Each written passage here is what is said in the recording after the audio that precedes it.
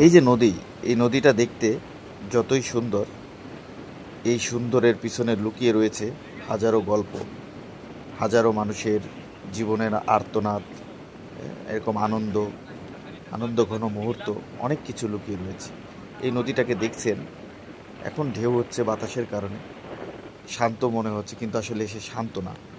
এই নদীটি অনেক বছর যাবৎ একটানা ভেঙেছে, ভেঙেছে মানুষের বাড়িঘর, গ্রাম ছাড়া, গ্রাম ছেড়ে চলে গিয়েছে অনেক মানুষ।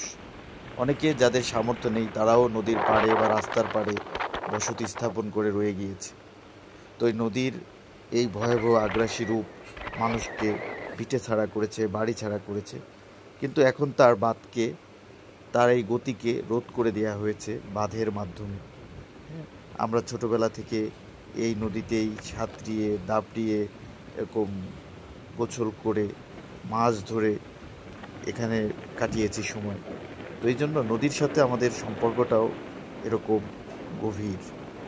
এটা যাদের বাড়ি নদীর কাছে বা যাদের ঘর বাড়ি নদীর পাশেই, নদীর তীরে, তারাই জানবে আসলে নদীর পাশে থাকার আনন্দটা কেমন, আবার এরকম নদীর পাশে থেকে কষ্টটা কেমন, সবগুলোই তারা উপলব্ধি করতে পারবে, বুঝতে পারবে।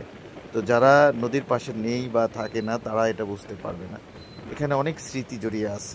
এখানে আপনি এরকম ছেলেবেলায় কিভাবে কাটিয়েছেন, ছাত্রে কাটিয়েছেন, দাবিয়ে কেটেছে, এবং নদীর পাড়ে যারা বসবাস করে যে মানুষগুলো, তারা অনেক সাহসী হয়, কারণ তারা ছোটোবেলা থেকেই এই নদীতে সাঁতরিয়ে, এই নদীতে গোসল করে বা এই নদী থেকে মাছ ধরেই জীবিকা নির্বাহ করে।